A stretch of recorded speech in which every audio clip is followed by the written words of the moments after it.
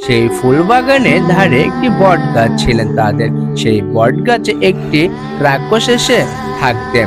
সেই রাক্ষসটি অনেক ভয়ানক ছিলেন। তারা তো জানতো না, তারা শীতের সময় আগুন পোহাচ্ছিলেন। সেই রাক্ষস তাদেরকে দেখতে পেয়ে হঠাৎ তাদের উপর জাদু করে আগুনে পুড়িয়ে দেন।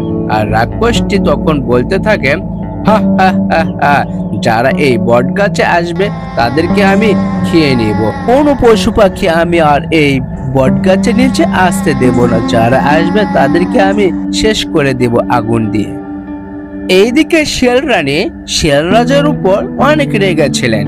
রাগার কারণে সে বাপের বাড়ি এক পা দু পা করে যাইতে শুরু করেন। আরে শিয়াল রানী, যাও যাও, দেখি তোমার বাবা তোমারকে কতদিন আগলে রাখে।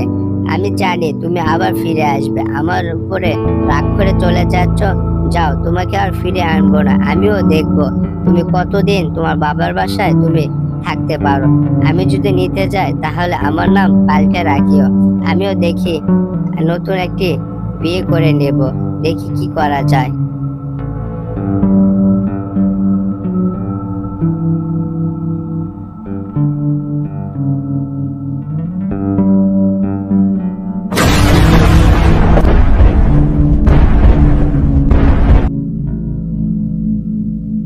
এইদিকে ভয়ানক রাক্ষসটি জাদু করে দুটি মুরগি ছানা তৈরি করলেন। এই মুরগি ছানা যদি কোনো পশু পাখি এসে খাইতে চায় তাদেরকে আগুনে পুড়িয়ে সে রাক্ষসটি খেয়ে নেবেন। সেই মুরগি দুটি দেখতে অনেক সুন্দর। এই মুরগি দুটি কোনো পশু পাখি যদি দেখেন তাদের লোভ পড়ে যাবেন। এভাবে সৃষ্টি করে দিলেন।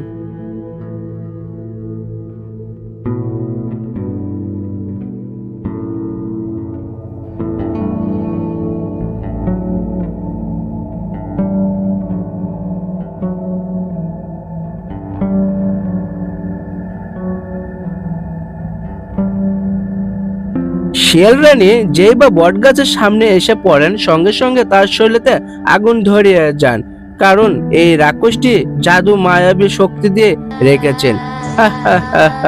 যারা এই বট গাছে আসবে অলরেডি তাদের শরীরেতে আগুন ধরবে, এইরকম মায়া শক্তি দিয়ে আমি রেখেছি এই এলাকাটা। যারা আসবে তাদের আগুন দিয়ে আমি শেষ করে দেব।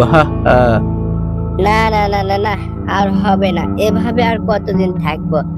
যাই হোক, আমি নির্লজ্জ হয়ে যাই, এবারের মতো শিয়াল রানীকে ফিরিয়ে আনি তার বাবার বাসা থেকে। না, আমাকে আর ভাল লাগতেছে না। পেটের ভিতর অনেক ক্ষুধা বেড়েছে, রান্না বান্না কে করে দেবে? অনেক চাপে আছে ভাই, নিজের চাহিদা না করলে আর হবে না। সে মনে হয় আর আসবে না। যাই, এক পা দু পা করে তাকে ফিরে আনতে হবে আজ।